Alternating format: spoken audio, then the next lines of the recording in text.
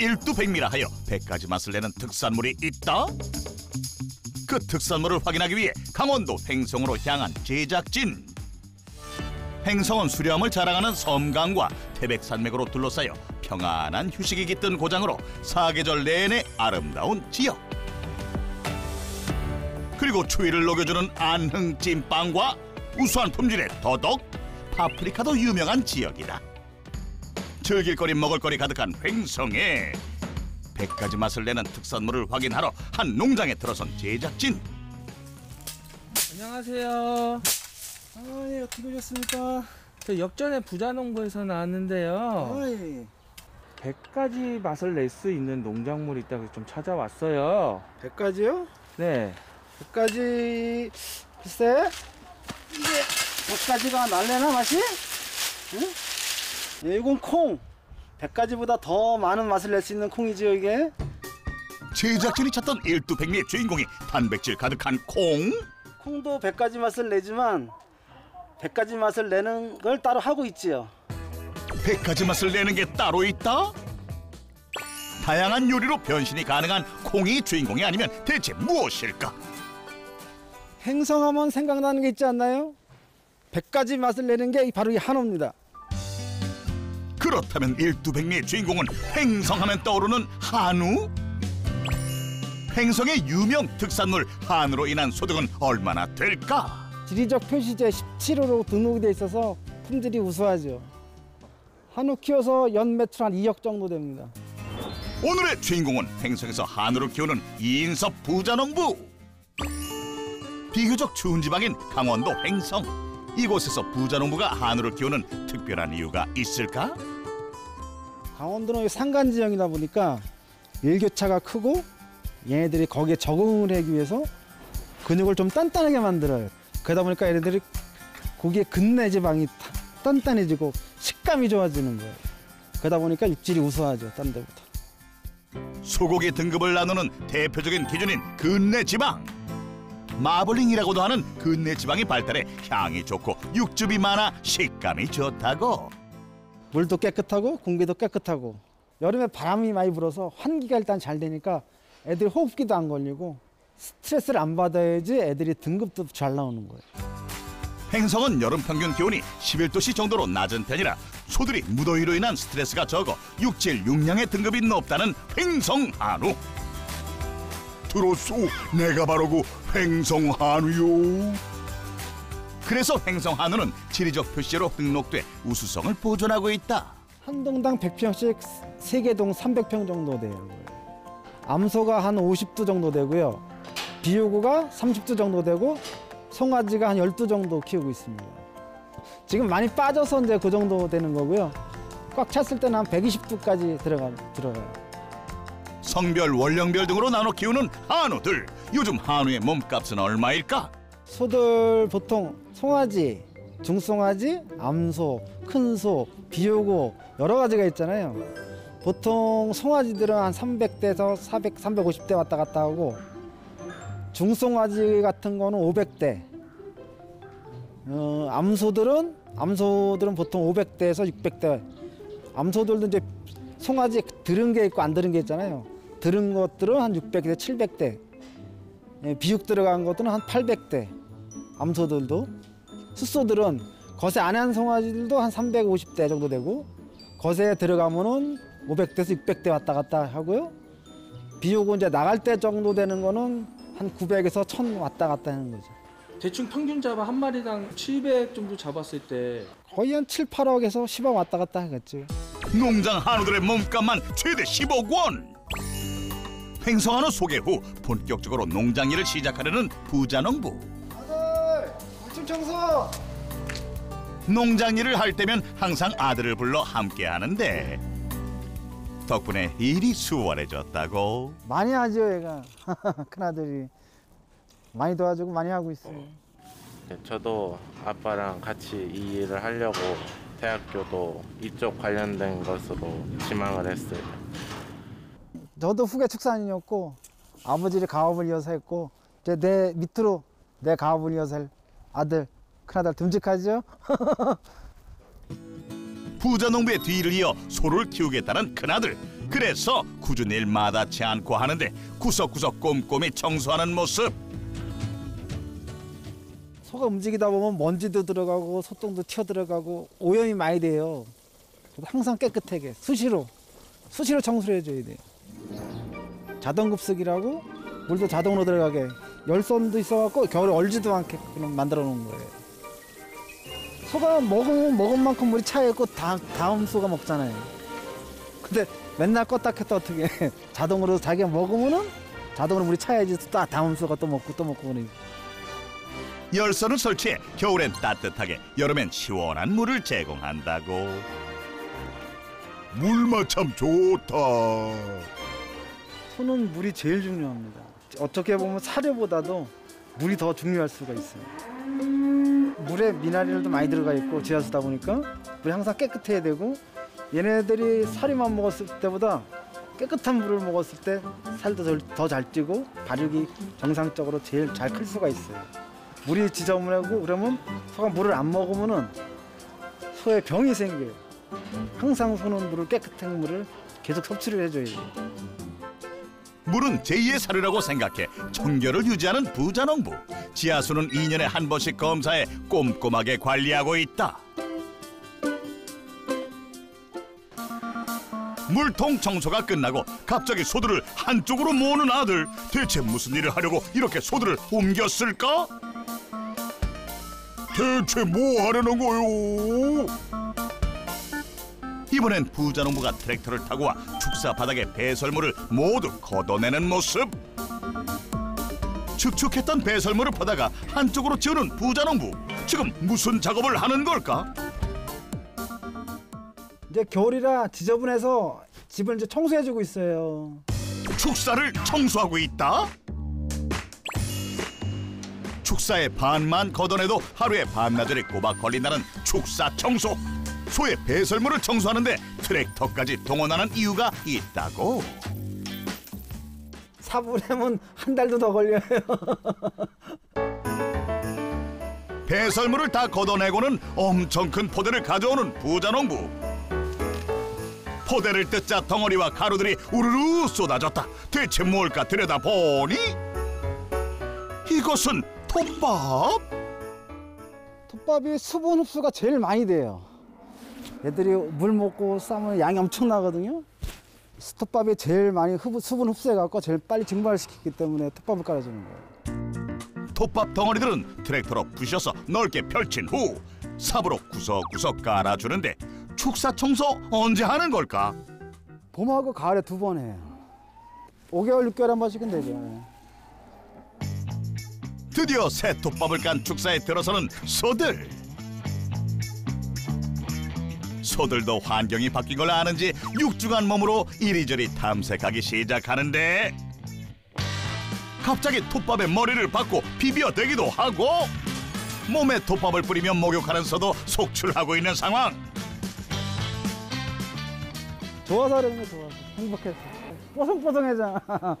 사람도 세이블 깔면 좋듯이 얘네들도 세이블이야 이게. 뽀송뽀송. 눅눅한 데서 몇 달을 있다가 뽀송뽀송한 데서 얼마나 좋겠어. 너무 좋다.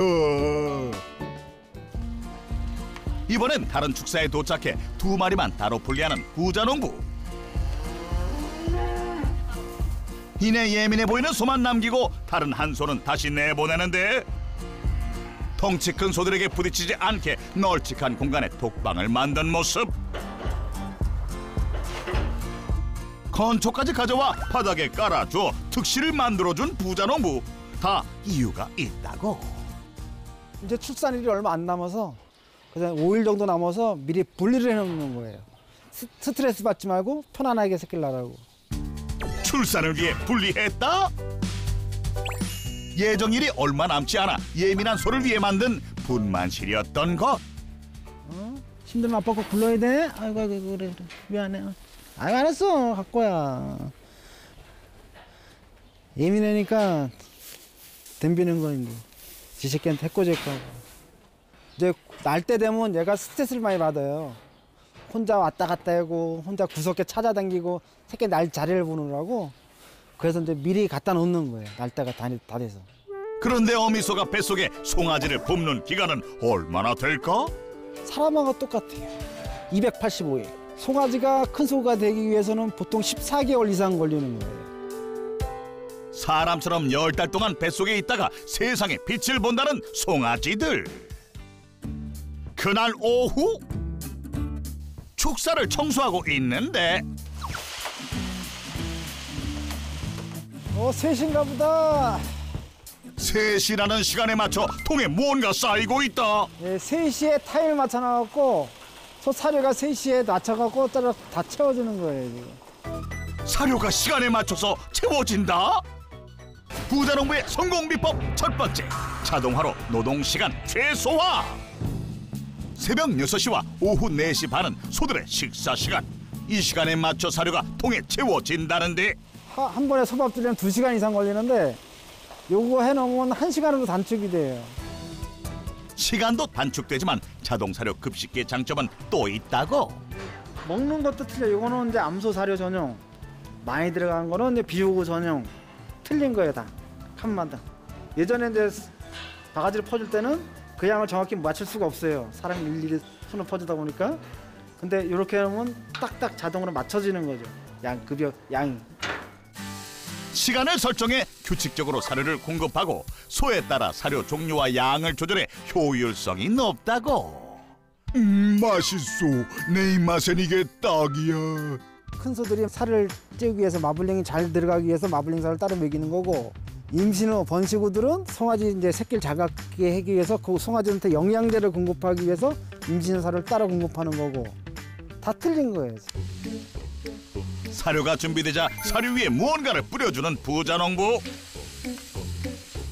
가루의 종류도 한 가지가 아닌 것 같은데 이 가루의 정체는 뭘까? 다 생균제, 소화제 그런 종류인데 소마다 다 틀리죠. 거세어주는 거 있고 암소 주는 거 있고 다 틀려요. 끼니 때마다 사료 위에 드레싱처럼 뿌려준다는 특별 영양제. 요거는 순놈 먹이는 건데 여러 가지 이제 미생물하고 미강하고 그런 게 들어가 있어갖고 육색이 좋아지고 변에 냄새가 덜 나는 거. 요거는 암소를 주는 건데 비타민 A, D가 많이 들어가 있어갖고 식욕을 좋게 하고 난소를 촉진해서 임신을 잘 되게 하는 거예요. 사료 배식이 끝난 후 이번엔 축사 가운데 있던 포대를 걷었다. 이거는 좀 특별한 거죠. 제가 직접 무농약을 키우는 거니까. 무농약으로 키운 특별한 것? 이것은 부자농부가 소들을 위해 농사지었다는 특별식이라고. 1년 내내 이제 논밭을 안 놀리고 후밀도 심고 옥수수도 심고 벼까지, 벼치까지 같이 다 통으로 제가 다 하는 거죠. 부자농부는 봄엔 호미를, 가을엔 옥수수와 벼를 재배해 계절별 특식을 제공하고 있는 것. 내 새끼들 튼튼하게 잘 먹이려고 하는 거죠. 오롯이 소에게 주려고 다양한 작물을 재배해 조사료로 만드는 데에는 그만한 이유가 있다는데. 얘네는 초식 동물이에요. 위가 4개야. 얘네는 대세김질을 해야 사는 동물인데 사료만 줘갖고는 대세김질을 할 수가 없죠. 사료는 이제 영양분을 주는 거고 주식은 이 볏집이 되는 거예요. 건초가 되는 거죠. 그래서 부자농부표 볏집은 항시 대기 중. 잠시도 쉬지 않는 부자농부, 이번엔 축사 앞에 노란 상자들을 확인하더니 빈 상자에 벽돌같이 생긴 것을 넣는 모습. 노란 상자가 한두 개가 아닌데 빈 상자 없이 채우고 있다. 대체 이 벽돌은 무엇일까? 미네랄 블록이에요, 이게. 미네랄 블록? 부자농부는 소에게 따로 미네랄을 공급하고 있다는데 얘네들이 따로 소금을 섭취를 할 수가 없잖아, 식물에서는. 그러니까 사람들이 따로 공급을 해줘야 돼, 소금을. 소들이 먹기 편한 곳에 설치해 주기적인 염분을 섭취할 수 있도록 유도하고 있다고. 자기가 먹고 싶은 만큼만 먹는 거니까. 얘네들은. 땀도 흘리죠. 항상 보면 콧등에 땀이 촉촉하게 젖어 있잖아요. 안 흘리면은 얘네도 큰일 나요. 그거 콧등에 땀이 없으면 병이 난 거야, 애들이. 이런 걸 먹이면 이제 소들이 소화도 잘 시키고, 이제 암소 같은 경우는 발정도 잘 오고. 광물질과 비타민을 함유해 신경 안정에도 도움을 준다는 미네랄 블록. 한 번 먹으면 멈출 수 없소. 부자 농부가 축사로 들어가자 소 한 마리가 다가오는데 이번엔 때로 모여드는 모습.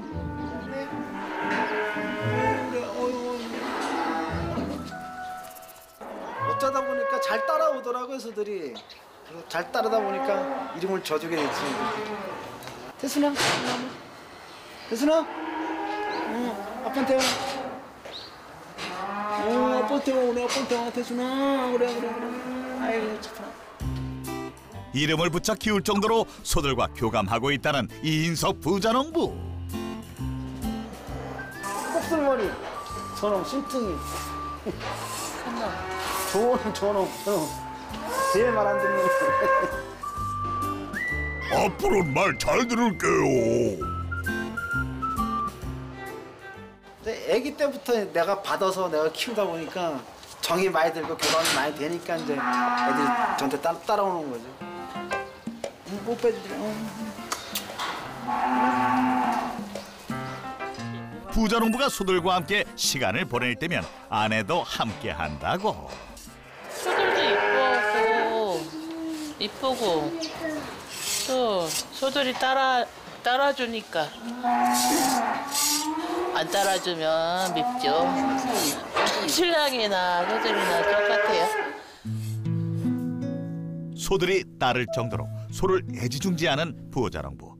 소들에게 이름까지 지어주고 돌보는 그는 어쩌다 한우를 키우게 됐을까. 20대에서 30대까지는 음료회사 다녔었어요. 근데 IMF 터졌잖아요, 예전에. 그래갖고 그때 명태하고 택배회사 차렸었죠, 처음에는. 근데 택배회사에다가 말아먹었죠. 그전에도 계속 같이 이제 아버지랑 했었는데 아버지가 갑자기 이제 돌아가셨어요. 이게 병이 있으셔갖고 위치열로 바로 돌아가셔서 그때부터 이제 내가 맡아서 하기 시작한 거죠, 정식으로. 하기 시작한 거죠. 소 2마리로 시작해 수십 마리로 늘린 아버지. 그런 아버지가 갑작스럽게 돌아가셨고 아버지를 이어 소를 키우게 됐다는 부자농부. 어쩔 수가 없잖아요. 이제 누가 소는 생물이잖아. 얘들을 뭐 갑자기 갖다 팔 수도 없고 그렇다고 얘네 굶길 수도 없잖아요. 그러다 보니까 이제 계속 그때부터 하기 시작한 거예요. 아무것도 모르는 상태에서 시작했다 보니까 송아지도 많이 죽였죠. 그래서 이게 겨울에 한겨울에 태어나면 내가 언제 태어날지는 모르니까 애들이 나는 그러다 보니까 이제 한겨울 새벽에 태어나면 애들이 바닥에서 그냥 얼어 죽는 거야. 울었죠, 저도. 자, 엄마한테는 말도 못하고 혼자 앉아서 이제 수박 주면서 눈물도 흘리고 애들 갖다 치우면서도 울어도 보고 뭐 어떻게 해 그래도 할 수 없는 걸. 교육이랑 교육도 거의 많이 쫓아다녔어요. 그래서 내가 전혀 모르는 상태에서 시작을 하다 보니까 뭐 소에 대한 교육이 있다라면은 어디 뭐 경주래 전라도도 갔다 오고 뭐 충북 충남 뭐 다 갔다 왔어요. 교육이 있다라면 조금이라도 더 배우려고. 밥 주고 청소는 해봤지만 막상 키우려니 막막했던 부자농부. 전국을 다니며 소를 공부하기 시작했고 애정으로 소를 돌보고 있었는데 그때 그런 그에게 위기는 찾아오고. 얼마 전에 왔었죠. 근데 뇌출혈 있어갖고 뇌출혈 수술을 3번을 받았거든요. 근데 지금도 좀 힘든 상태예요. 6개월 정도 제가 집에 없었죠. 계속 병원에 누워 있다 보니까 그 기간 동안에 이제 어머니하고 애들이 계속 했던 거죠, 소를. 포기도 할까도 생각도 했었어요. 근데 또 그렇게 안 되더라고. 이게 생물이다 보니까 안 되더라고. 너무 이쁘다 보니까 애들이 살아 있잖아. 그걸 어떻게 포기를 해? 내가 포기가 안 되더라고. 그래서. 부자농부가 뇌출혈로 농장을 비웠을 때는 그 빈자리를 서로 도우며 채웠다는 가족. 그치, 언제 태어날 때부터 일일이 다 닦아주고 이빨 닦아주고 하다 보니까 소들도 잘 따라오고 그러니까 정이 엄청 들죠. 나갈 때 되면 진짜 눈물도 흘리고 소 아프면 같이 밤도 새워보고 저 애들이 건강하게 자랐을 때는 엄청 뿌듯하지. 사랑하는 소와 함께하면서 가족의 소중함도 찾은 부자농부다. 그날 늦은 오후 축사 바로 옆에 건물로 향하는 부자농부. 하루의 일과를 마치고 또 어디를 가나 했더니 가족들이 부자농부가 오기만을 기다리고 있었는데 여기 저희 집입니다. 진지 얼마 안 돼서 그러죠, 아무래도. 얼마 되셨는데요? 이제 3년째 돼가는 거예요. 가족이 기다리던 거실 바로 옆 주방에서는 식사 준비가 한창. 오늘도 식구들을 위해 맛있는 식사를 준비하는 아내.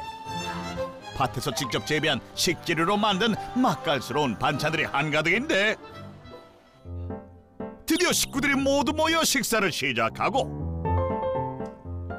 아버지와 키우던 소를 이제 아들에게 모두 일임한 어머니. 온종일 소들을 돌보느라 고생한 한 가정의 가장 부자농부. 부자농부를 도와 소 돌보랴 집안일 하랴 고생한 아내와 금쪽 같은 아이들까지 온 가족이 모여 함께하는 소중하고 행복한 시간. 그냥 가족이니까 모여 있으면 좋아요. 이때는 밥을 같이 먹잖아. 혼자 먹으면 맛도 없을 텐데. 괜찮아. 좋진 않지 뭐 힘들으니까. 그지만 지가를 잘하고 있으니까 나는 마음 놓고 있어. 잘하고 있으니까. 든든한 사람이죠. 말 표현은 잘 못하지만 그래도 잘하고 애들한테 잘하고 어머니한테 잘하고 그럼 최고 남편 아닌가요? 소박하지만 식구들이 함께하기에 식사 시간이 제일 행복하다는 부자농부.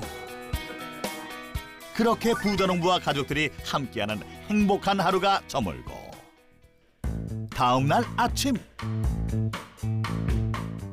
소 한 마리를 유난히도 유심히 관찰하는 이인섭 부자농부. 그런데 부자농부의 표정이 심상치 않은데 무슨 일이 있는 걸까? 아, 소가 잘 안 먹어서 걱정이 돼서 수의사 불러서 한번 체크 좀 해봐야 될 것 같아서요. 확인하는 거예요. 그래서. 수의사를 불러서 확인한다? 부자농부의 성공 비법 두 번째, 체계적 관리를 위한 파트너십. 네, 어서 오세요. 어떤 소예요? 저쪽에 있는 소. 몇 번? 102 끝번호 102. 10이? 응.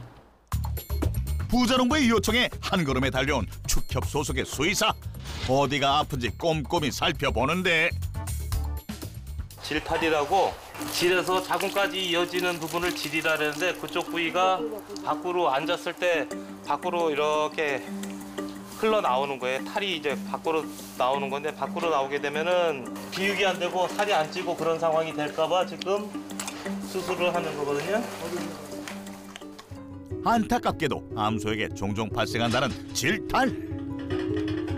수의사는 증상을 확인하고 바로 수술에 들어갔는데 마취수도 아파하는 소를 옆에서 다독이며 안정시키려는 부자농부. 슬프지. 아프면 얘네들 얼마나 아프겠어. 수술하는 건데 불쌍하잖아요. 다행히 큰 사고 없이 수술을 마친 소. 수의사가 아니었으면 큰일 날 뻔했는데 아무래도 조합원들이시기 때문에 가능한 저희한테 좀 많이 연락을 와서 저희가 그렇게 일을 해결해 드리려고 하고 있죠. 그런데 또다시 심각한 분위기가 맴돌고 장비까지 동원하는 모습을 보니 이번엔 더 심각한 것 같은데. 좀 더 아래, 좀 뒤로 가볼까? 대체 무슨 검사일까? 지금 비교 5개월 치고는 등급이 좋아요. 지금 현재 1등급 정도는 보이거든요. 벌써? 예, 그래서 앞으로 한 2, 3개월만 더 잘 하시면은 원뿔 이상은 나올 것 같습니다. 심각한 검사인 줄 알았더니 초음파 기기를 통한 육질 판독 검사. 등급 판정하는 부위에다가 저희가 초음파 기기를 갖다 대서 화상을 판독해 보면은 현재 이 소가 1등급일지 원뿔일지 해서 앞으로 몇 개월을 더 비육을 하셔야 되는지 그리고 사료양은 얼마큼 조절을 하셔야 되는지 예측을 해서 가르쳐드리는 지금 작업을 하고 있습니다. 제가 전부 다 스케브 소를 내니까 미리 와서 검사를 하고 얘가 어느 정도 됐다 싶으면 이제 나가는 거죠. 잠시 후 한우 농장에 들어서는 트럭 한 대. 소가 올라갈 수 있게 다리까지 연결하고 소를 트럭으로 모는 부자농부. 조심히 올라가. 옳지. 올라가. 마지못해 차에 오르는 소의 모습을 보면 부자농부도 편치 않다고. 힘들죠. 얘네도 갈 때를 아니까 가기 싫어하는 거지. 마음이 아파도 보낼 수밖에 없다고. 잘 가. 찡하지요. 어머니는 나오지도 않으셔. 그래서 눈물 나신다고 보낼 때. 이게 애완동물이 아니잖아요. 애완동물이라면 그럴 텐데 애완동물들이 아니다 보니까 어쩔 수 없이. 횡성 내에 있는 횡성한우 도축장. 이곳에서는 해썹 인증을 받아 위생적으로 체계적으로 횡성한우를 관리하고 있는데, 도축한 횡성한우는 일정한 온도와 습도로 전부 숙성 과정을 거친 후 유통되어 마트, 식당 등에서 소비자들을 만나고 있다. 횡성 특유의 화려한 마블링과 육질로 그 인기는 날로 높아지고 있다. 소 판매만 해서 한 2억 정도 매출이 됩니다. 소 판매로만 연매출 2억 원? 한우를 출하해 연매출 2억 원의 소득을 올린 이인섭 부자농부. 이인섭 부자농부의 성공 비법. 첫 번째, 자동화로 노동시간 최소화. 두 번째, 체계적 관리를 위한 파트너십. 횡성한우로 연매출 2억 원을 달성한 이인섭 부자농부의 성공 비법 확인 완료. 수들 보면 그냥 마냥 웃죠. 행복하고. 그리고 이제 고향이다 보니까 내 가족들 전부 모여서 같이 쓸 수 있는 게 그게 제일 행복한 것 같습니다. 힘든 상황에서도 포기하지 않고 횡성한우의 명성을 위해 애정과 정성으로 한우를 키우는 이인섭 부자농부. 당신의 노력에 박수를 보냅니다.